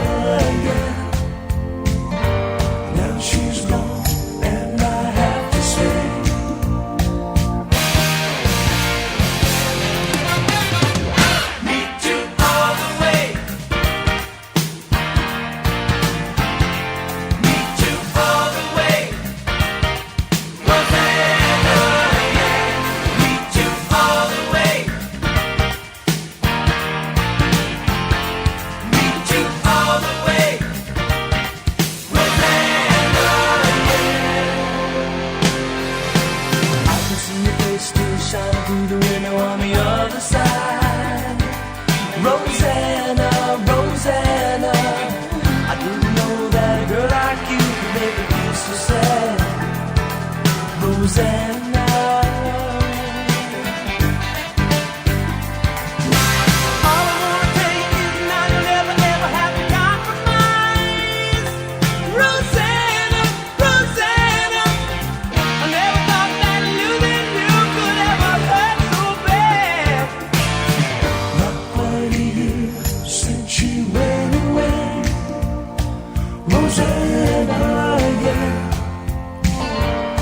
She's gone, and I have to say,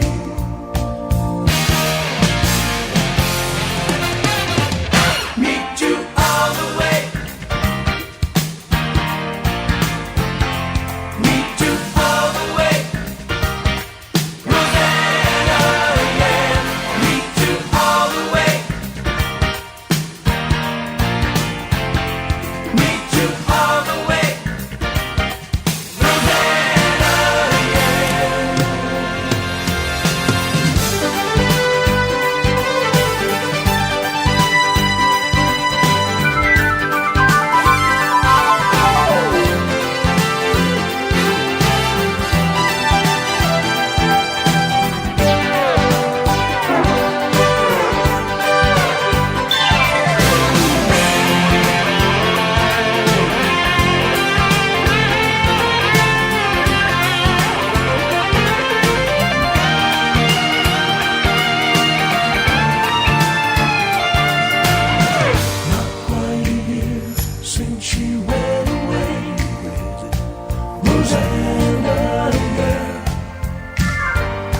She's gone, and I have to say,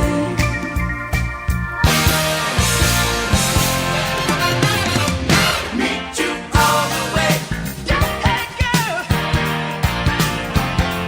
meet you all the way, Rosanna, meet you all the way, meet you all the way. You're listening to Solihull Radio.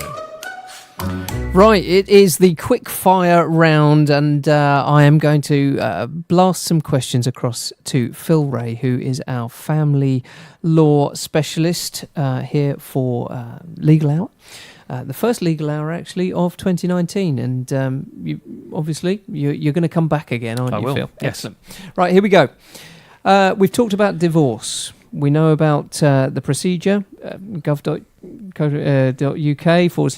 Here we go. Next question. Children and child arrangement order. Tell me about the process. Process is go and see a solicitor. Yep. Come and see me. Yep. Make an application to the court, assuming one is needed, and the court will help the parties arrange the contact and all the living arrangements for the child or the children. Okay, right. Is there a difference between high net worth divorce services and the standard divorce package? There is, insofar as a standard divorce package would deal with the divorce only. The high net worth is for the financial aspects of a divorce for people with a number of assets and high worth. Okay. Difference in terms of civil partnerships and separation agreements, or is it work in the same way?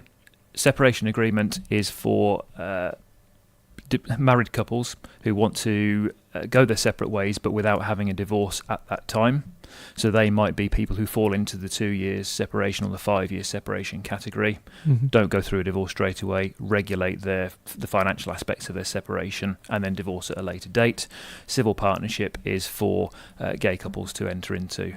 And for dissolution of that, is it in the same process or do they have to go through a different process? Married gay couple can go through the same divorce process as heterosexual. Okay. And when we say marriage, what is the difference? And forgive me, I should be completely switched on. Civil partnership compared with marriage, because when it first began, it was a civil partnership, right. and then it's obviously changed to be a marriage. Is there legally any difference? There is, insofar as civil partners would not want to actually go through a marriage ceremony. They would register their partnership, and that to all intents they are a married couple without the marriage certificate. A couple who enters into marriage as a gay couple has the same rights and the same way out of a marriage as heterosexual couple. Right. Okay. Tell me about the issues involved in an international divorce.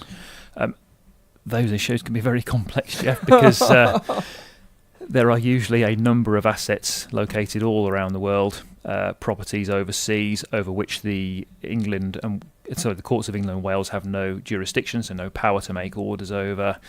Lots of money held in offshore accounts or trusts, so they can be very complex and very expensive divorces.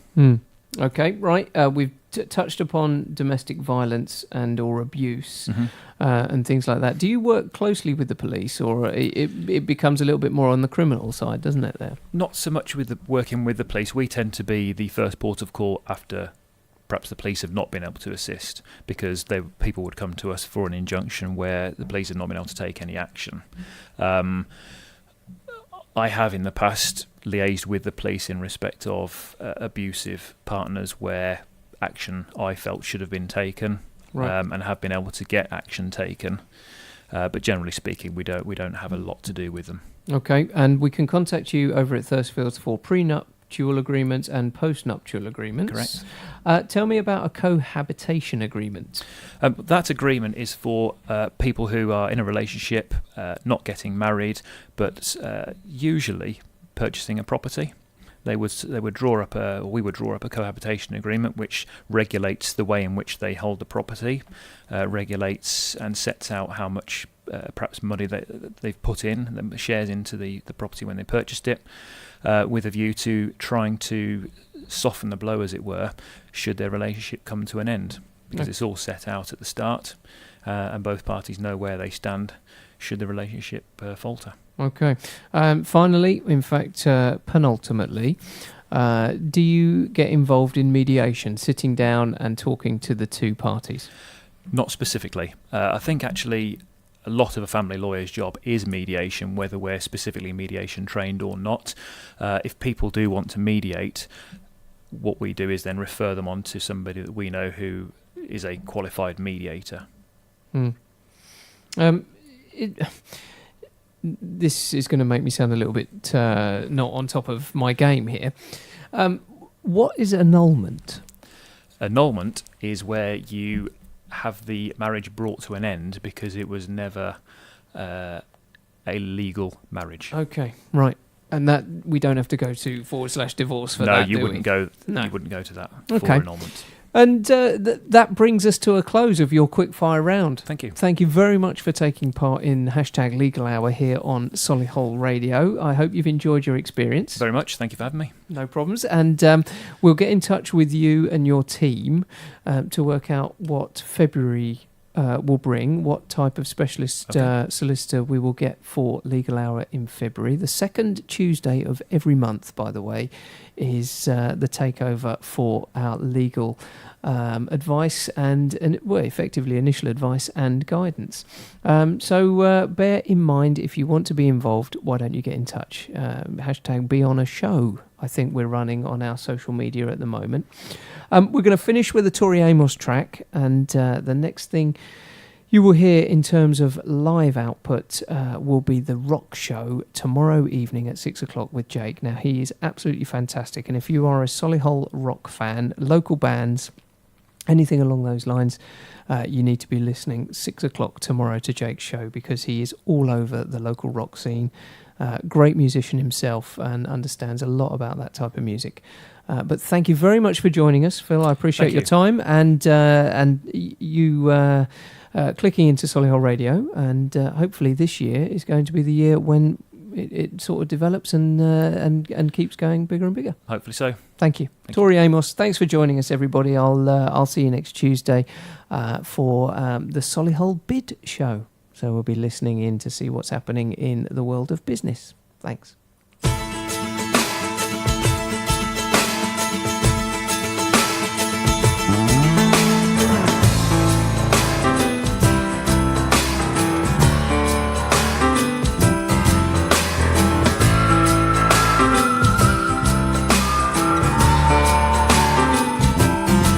ever was a cornflake girl. Thought that was a good solution, hanging with the raisin girls. She's gone to the other side, giving us a yo-yo. Things are getting kind of gross, and I go at sleepy time. This is not really, this is not really happening. You bet your life it is. You bet your life it is. Honey, you bet your life it's a peel out the watchword. Just peel out the watchword.